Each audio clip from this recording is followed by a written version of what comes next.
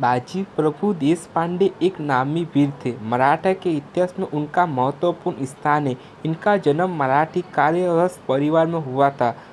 ये एक वीर मराठा योद्धा थे। इनकी वीरता से प्रभावित होकर शिवाजी महाराज ने इन्हें अपनी सेना में अहम स्थान दिया था।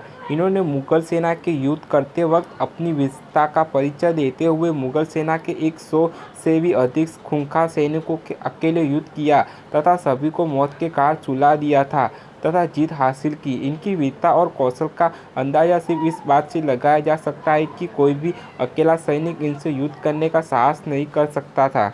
बाजी के पिताजी हृदय मावल के देश कुलकर्णी थे। बाजी की वीरता को देखकर छत्रपति शिवाजी महाराज ने उनको अपनी युद्ध सेना में उच्च पद पर रखा। शिवाजी महाराज के साथ रहकर पुरंदर, कोठाना और राजपुर के किले जीतने में भरसक मदद की। बाजी प्रभु ने रोहिड़ा किले को मजबूत किया और आसपास के किलों को भी सदस्त किया। इससे वीर बाजी को मावलों को जबरदस्त कार्यकर्ताओं समझ आने लगा।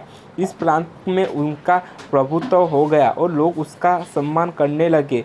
इस सन 1944 में जवाली में मोर्चे में और उसके बाद 1.5-2 वर्ष में मावला को किले को जीतने में तथा किलों की मरम्मत करने में बाजी ने खूब परिश्रम किया।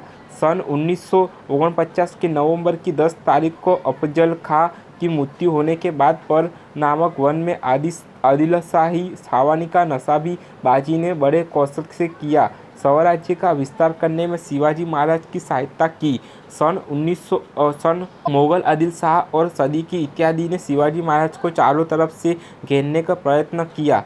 पन्हाला किले से निकलना शिवाजी महाराज के लिए अत्यंत कठिन हो गया। इस समय बाजी प्रभु ने उनकी सहायता की। शिवाजी महाराज को आधी सेना देकर सवाई बाजी घोड़ की घाटी के दरवाजे में डटे रहे। 3-4 घंटों तक धनाधर युद्ध हुआ। बाजी प्रभु ने बड़ी वीरता दिखाई। उसके बड़ा भाई फुल्लाजी इस युद्ध में मारा गया। बहुत सी सेना भी मारी गई। घायल होकर भी बाजी अपनी सेना को प्रोत्साहित करता रहा। जब शिवाजी महाराज विट्ठल पहुँचे तो उन्हें तोप की आवाज़ से बाजी प्रभु को गढ़ में अपने संकुल प्रवेश की सूचना दी।